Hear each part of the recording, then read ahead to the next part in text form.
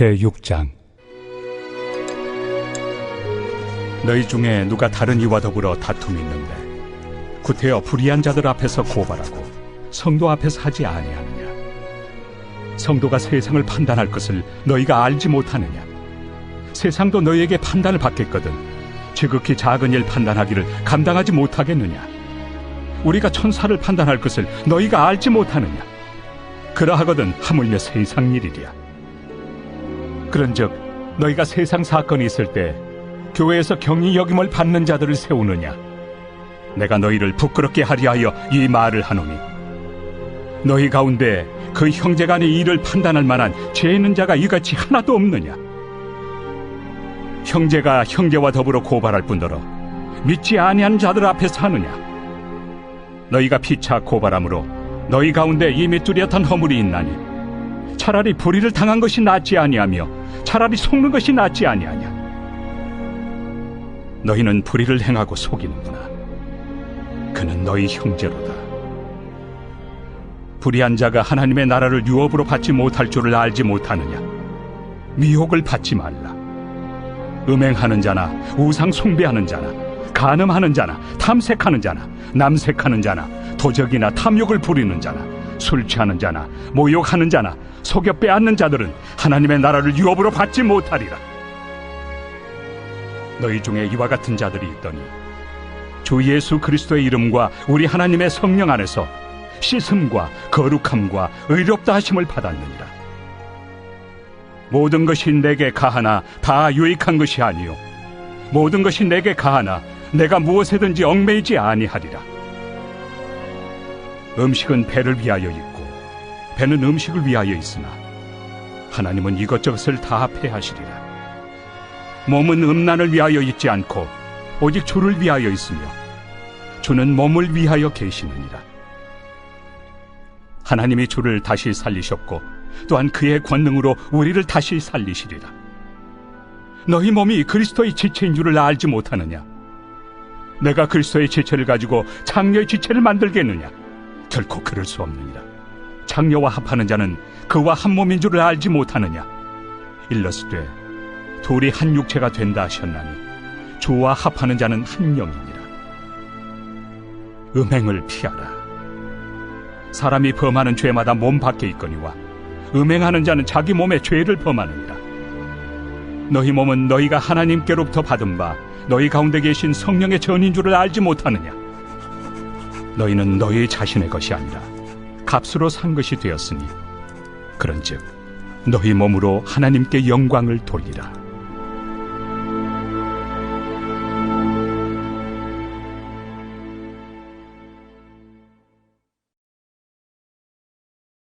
사람은 누구나 나이가 들수록 익숙한 것을 더 찾게 된다고 합니다. 변화를 싫어하고 또 혹은 익숙한 것에 안주하려고 하는 것이 자연스러운 사람들의 삶의 모습이다라고까지 이야기를 하죠. 최근에 은행에 갔다가 한 어르신께서 통장을 새로 개설하시다가 역정 내시는 모습을 보았습니다. 디지털로 뭔가 이렇게 패드에다가 쓰고 사인도 하고 해야 되는 과정이 있는데 예전에 종이로 이렇게 통장을 개설하던 것이 익숙하셨던 모양입니다. 종이 내놓으라고 얼마나 고래고래 소리를 지르시는지 아무튼 잘 설득을 하고 또 설명을 드려서 은행 직원이 진땀을 빼고서야 결국 통장을 개설해 드리는 모습을 보았습니다. 한편 좀 우스꽝스럽기도 했고 안타깝기도 하고 그런데 그 모습을 지켜보고 있는 내내 마음 가운데 이런 생각도 들었습니다.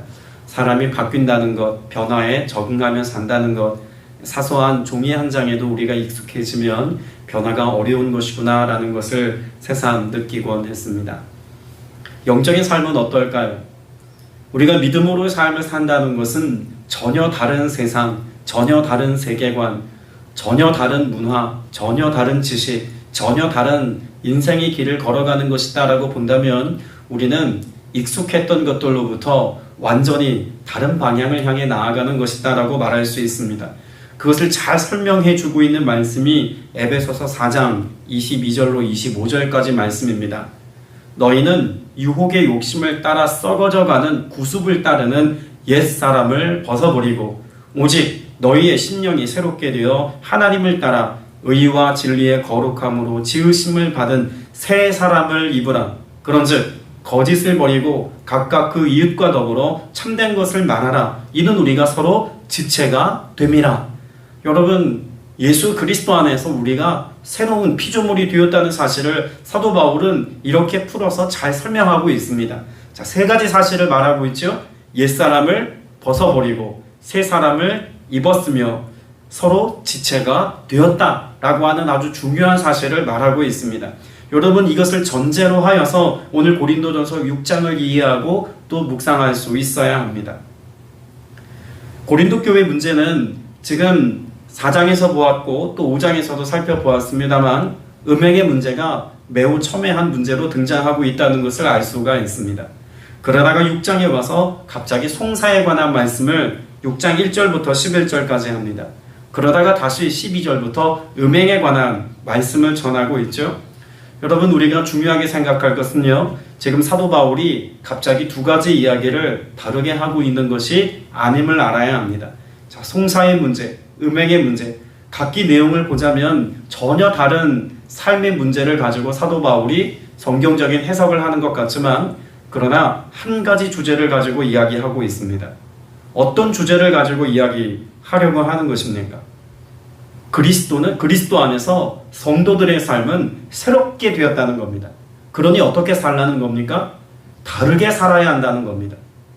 그게 송사의 문제든 음행의 문제든 모든 삶의 문제에 관하여서 그리스도로 말미암아 새롭게 지으심을 받은 이상 우리는 이전과 동일한 방식으로 동일한 가치를 따라 동일한 삶의 원리를 가지고 오늘을 살아갈 수 없다고 이야기하는 것이죠. 새롭게 되었으니 다르게 살라라고 말하고 있는 것입니다. 골로새서 3장 10절에 보면 이렇게도 이야기합니다. 새 사람을 입으십시오. 이 새 사람은 자기를 창조하신 분의 형상을 따라 끊임없이 새로워져서 참 지식에 이르게 됩니다. 참 지식에 이르게 된다는 것은 무엇을 말씀하고 있는 걸까요? 우리의 인생, 우리의 삶의 전체를 설명해주는 모든 지식과 경험, 이 모든 것을 다 아우르는 그런 총칭으로서의 참 지식을 이야기합니다. 그러니 이 지식을 기반을 가지고 새로워진 존재, 새로워진 지식을 가지고 전혀 새로운 가치를 따라 새롭게 살아야 한다고 이야기하는 것이죠. 사도행전 3장에서도 사도들을 통해서 우리에게 선포된 메시지가 무엇입니까? 그러므로 너희가 회개하고 돌이켜 너희 죄 없이함을 받으라. 이같이 하면 어떤 날이? 새롭게 되는 날이 주 앞으로부터 이를 것이다 라고 말씀합니다. 사도행전에서도 로마서에서도 고린도 전후서에서도 계속해서 강조하고 선포하고 있는 메시지는 새롭게 되었으니 다르게 살아야 한다는 것입니다. 자, 그렇게 주님께서 우리를 새롭게 하심에도 불구하고 우리의 삶의 습관은 자꾸 어디를 향한다고요? 구습을 따르는 옛사람의 방식을 쫓아 살려고 한다는 것입니다. 그러면 그 옛사람의 방식이 뭐라는 겁니까? 오늘 1절부터 등장하고 있는 송사의 문제, 세상 법정에 서서 시시비비를 가리는 문제, 그리고 음행의 문제에 이르기까지 당시에 정치, 경제, 사회, 문화 전반을 아우르는 가장 핵심이 되어지는 이 두 주제를 가지고 그리스도인이 되었음에도 불구하고 여러분의 삶은 왜 여전히 옛사람으로 회귀하여 돌아가려고 합니까? 라고 하는 것에 대하여서 사도 바울이 지금 말하려고 하는 것입니다. 자, 1절 말씀에 보면 여러분 가운데서 어떤 사람이 다른 사람과 소송할 일이 있을 경우에 성도들 앞에서 해결하려 하지 않고 라고 말합니다. 자, 그러면 사도 바울의 마음은 지금 어떤 가치를 가지고 삶의 문제를 다루어야 한다고 말합니까? 교회 안에서 혹은 일상에서 벌어지는 이 모든 일들을 세상의 법과 세상의 가치를 가지고 평가하고 판단해서 살아가는 것이 아니라 하나님의 표준, 하나님의 가치, 하나님의 말씀에 비추어 보아서 삶의 문제를 다루어야 한다는 것입니다.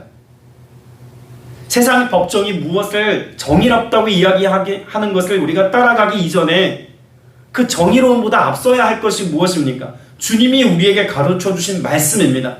산상수훈의 말씀을 통해서 예수 그리스도께서 설명하신 복음의 가치를 가지고 사도들을 통해서 교훈하고 우리에게 전승되어진 하나님의 말씀의 교훈을 따라서 믿음의 고백을 가지고 삶의 문제를 들여다보고 해석하고 결정하여 나아갈 수 있는 믿음의 태도가 있어야 한다는 거죠.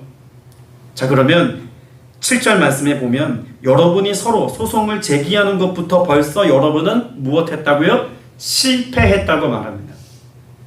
분쟁이 일어나고 다툼이 일어난다고 할지라도 그 중심에는 어떤 삶의 관점이 있어야 한다는 걸까요? 예수님이라면 뭐라고 말씀하셨을까?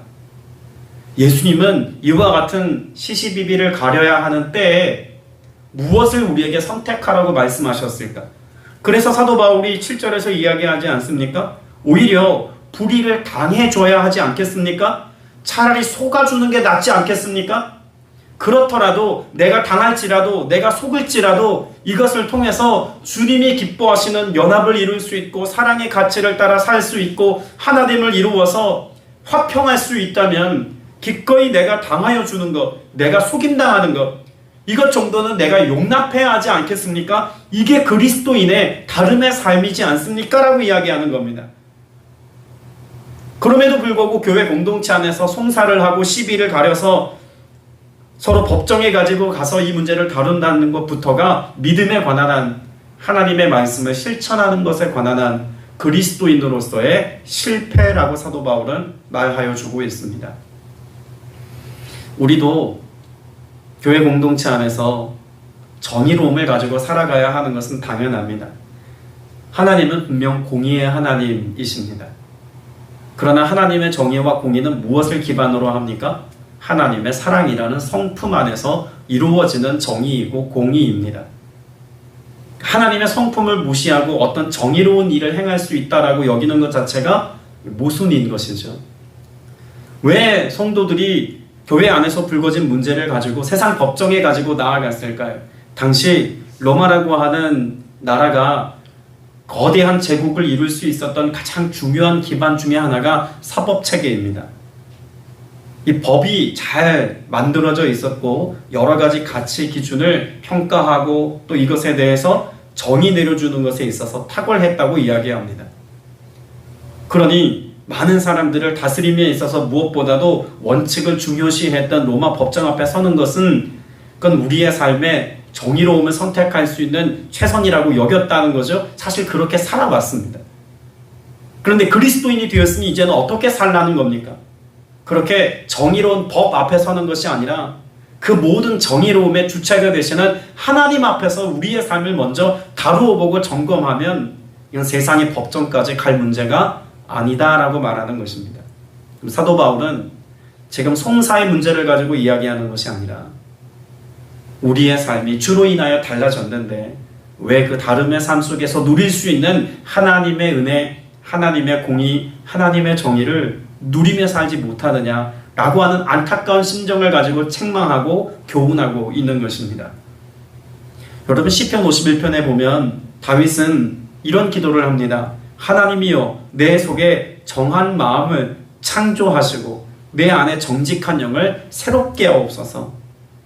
여러분 창조라는 단어를 다윗이 쓴 것을 보면 다윗은 하나님으로 인하여 전혀 새로운 존재가 되었다는 것을 인식하고 있었는지도 모르겠습니다. 사도 바울도 동일한 인식을 가지고 지금 선포하고 있는 것이죠. 우리가 창조되었다는 것입니다. 다시 시작하게 되었고 다른 가치를 따라 살아갈 수 있는 새로운 창조물이 되었다고 이야기합니다. 그러면 어느 것이 더 완전하고 온전한 삶이라고 말할 수 있을까요? 하나님의 손에 의해서 새롭게 지어진 바 된 오늘의 내가 과거에 비하면 완전히 다른 삶이다라고 하는 것을 상기시켜주고 있는 겁니다. 여러분 특히 고린도라고 하는 지역 자체가 어떻습니까? 음행하고 부패하고 입속을 차리고 자신의 성공과 자신의 영화로움을 취할 수 있는 일이라면 그 어떤 대가도 지불하는 자기중심적인 세계관이 강한 그런 도시였습니다. 근데 예수를 믿고 그리스도인 되었으니 이제는 나 중심의 삶을 철저히 청산하고 하나님의 영광을 나타내고 그리스도를 영화롭게 할 수 있는 삶, 주님의 말씀을 성취하여 이루어 살아가는 삶을 중심에 두고 살아가는 것은 당연한 일이 되었다고 말하는 것 아닙니까? 그럼에도 불구하고 고린도 교회 성도들은 철저히 과거에 매여 있습니다. 자, 그렇게 과거의 옛습관에 매여 있고 오늘 내게 말씀하시는 주님께 붙들려 살지 못하다 보니까 어떤 삶의 결과가 초래되었다고 말할 수 있을까요? 영적인 것과 일상의 문제가 전혀 별개인 것처럼 살아가는 문제가 야기되더라는 것입니다. 교회 안에 머물러 있을 때는 영적인 사람인 것처럼 기도도 하고 예배도 드리고 하나님의 말씀이 뭐라고 말씀하시는지 듣기도 하고 또 믿음의 결정도 하지만 정작 내 인생에 다가온 문제 앞에서, 일상의 문제 앞에서, 그 삶에 부딪혀오는 문제 앞에서 하나님의 말씀을 따라 살려고 하지 않더라는 것이죠. 우리도 이 말씀 앞에서 좀 생각해 봐야 하지 않겠습니까? 내가 새롭게 되었고 정말 주님의 자녀가 되었다면 내가 영적으로 살아가는 이 신앙적 태도가 삶의 전 영역에 영향을 끼쳐서 이제는 세상의 방식으로서가 아니라 하나님의 말씀이 우리의 삶의 기반이 되어 살아가는 영적인 삶이 일상보다 위에 있게 해야 합니다. 토마스 아켄퍼스가 쓴 책 중에 그리스도를 본받아 라는 책이 있지 않습니까? 무명의 그리스도인이 쓴 책에 보면 예수님이라면 뭐라고 하셨을까라고 하는 책의 내용도 있습니다. 사실 그 책 제목만으로도 우리에게 많은 신앙적 도전을 준다고 생각합니다. 오늘 내가 수많은 문제와 결정해야 되는 선택의 문제 앞에서 무엇을 가지고 고려하고 무엇을 가지고 생각의 기준으로 삼아야 하겠습니까? 주님의 말씀입니다. 주님이 오늘 내게 주신 그 말씀이 여러분의 삶의 표준이 되고 가치 기준이 되어서 그 삶의 기준이 하나님의 말씀이기에 말씀에 나를 대입해 보아서 그 말씀에 옳은 대로 행할 수 있는 삶의 모습이 필요하다는 거죠. 사도 바울의 답답한 마음이 좀 더 구체적으로 표현된 말씀은 2절과 3절입니다. 2절에 보면 성도들이 세상을 심판하리라는 것을 알지 못합니까? 또 3절에서는 우리가 천사들도 심판하리라는 것을 알지 못합니까? 라고 말합니다. 뜬금없이 이게 무슨 말일까요? 사도 바울은 다니엘서 7장에 기록되어져 있는 예언의 말씀을 인용하고 있는 겁니다. 다니엘 7장 말씀에 보면 예수 그리스도께서 다시 오시는 그날, 온 땅의 주로 임재하시는 그날, 성도 곧 하나님의 백성들과 함께 이 땅에 버림받아진 그런 죄악 가운데 여전히 있는 자들을 심판하시겠다고 말씀합니다. 그리고 주와 더불어 하나님의 백성들도 심판하는 자리에 있을 것이다라고 하는 것을 예언적으로 이야기하죠. 그 말씀을 인용하면서 우리의 정체성에 대해서 이야기하는 겁니다. 우리가 정의롭고 우리가 온전해져서 세상의 죄에 대하여서 죄악된 방식을 살아가는 사람들에 대하여서 재판관이 되어야 할 우리가 도리어 그 모든 죄를 스스로 용납하고 저지를 뿐만 아니라 세상의 판결 앞에 나를 맡긴 바 되어서 세상의 기준을 따라 나를 판단받으려고 한다면 어떻게 내가 주와 함께 공의로운 하나님의 백성이 되어 세상을 심판할 자로 살아갈 수 있겠습니까? 라고 반문하고 있는 겁니다. 우리의 삶의 태도만 달라진 것이 아니라 무엇이 달라졌다고 말하고 있는 겁니까? 내 정체성이 달라졌고 존재가 달라졌다는 겁니다. 내가 하나님의 자녀가 되었다는 것은 마지막 때에 다시 주님과 함께 심판의 자리에 있을 수 있는 공의롭고 정의로운 자격을 가진 하나님의 백성이 되었다라고 하는 것을 상기시켜주고 있는 것이죠. 오늘 우리에게도 이와 같은 내 삶에 대한 바른 인식이 있는지 잘 점검해 보아야 합니다.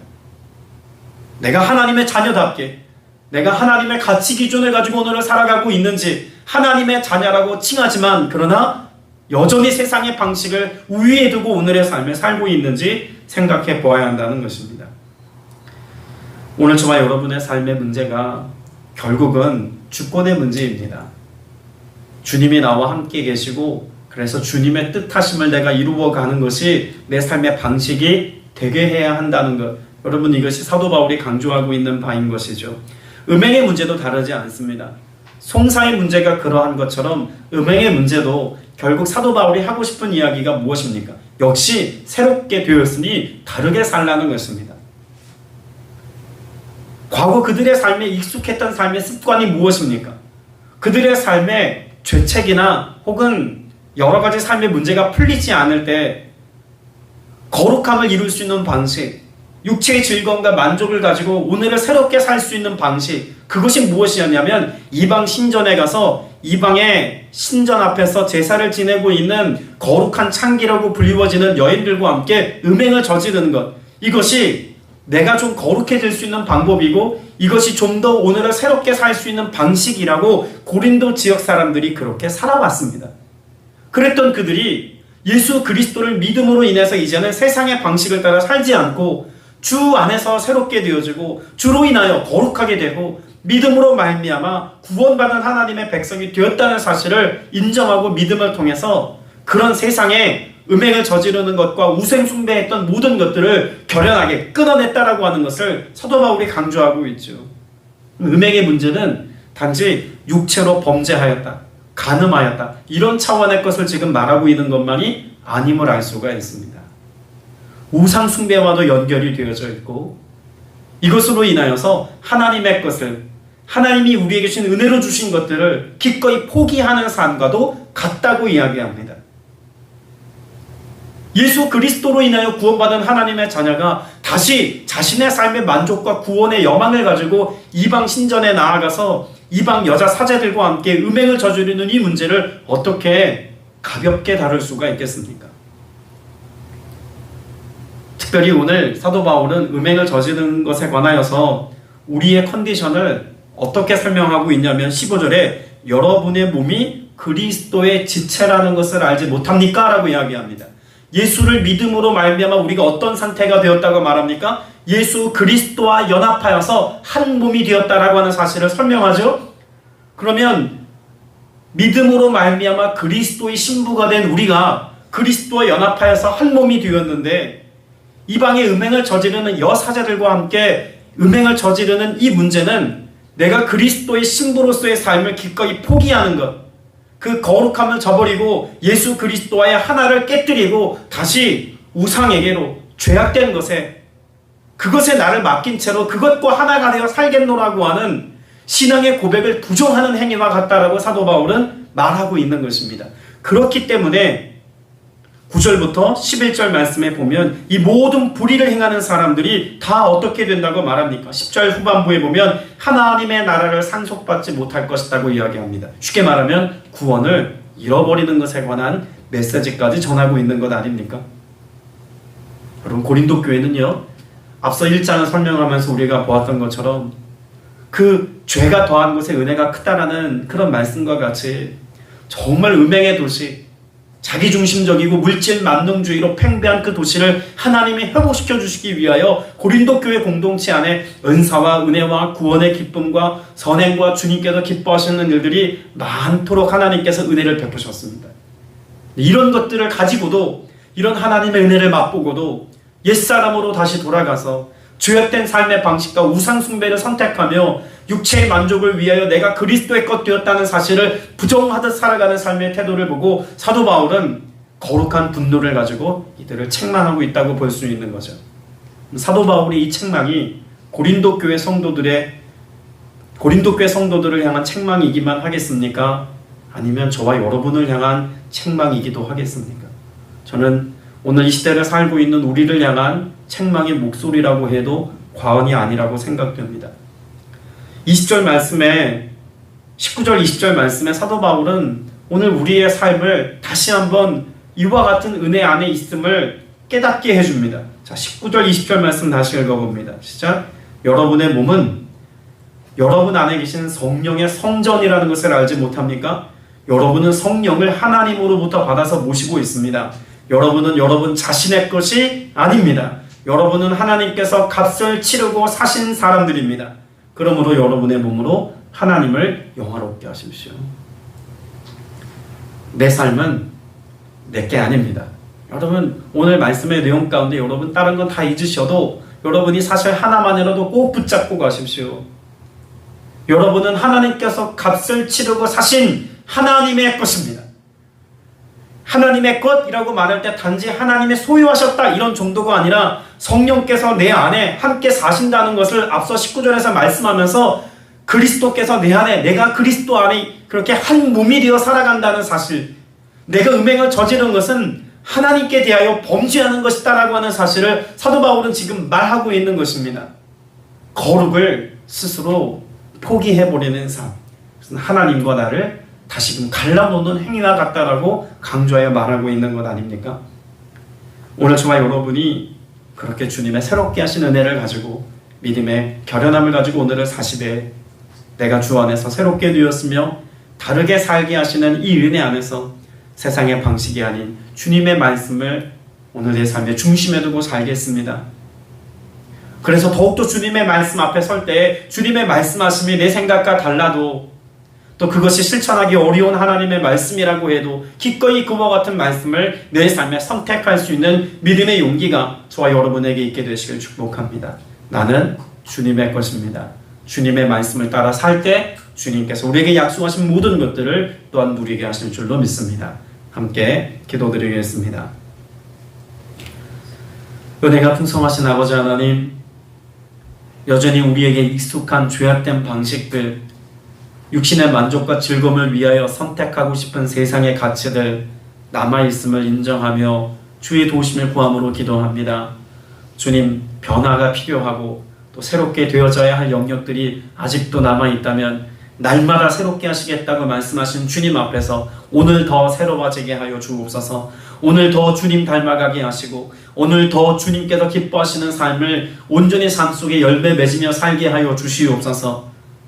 우리가 그리스도 안에서 예수 그리스도의 이름으로 다시금 창조된 새로운 피조물이 되었사오니, 그래서 성령께서 오늘 우리와 함께 계시며 내가 그리스도 안에서 지체가 되었사오니, 그 그리스도의 지체로 부름받은 내가 연합하며 사랑하며 주님의 말씀을 따라 살아가는 삶을 기꺼이 이루며 살 수 있도록 성령께서 지혜와 사랑과 능력으로 우리 모두에게 역사하여 주시옵소서. 주께서 일들을 이루시기까지 오늘도 은혜 베푸심을 믿습니다. 간절한 소원 가지고 깨어 기도하고 구하는 온갖 구하는 것 위에 넘치도록 은혜 위에 은혜 베푸실 것을 믿사옵고 살아계신 우리 구주 예수 그리스도 이름으로 간절히 기도드렸사옵나이다. 아멘.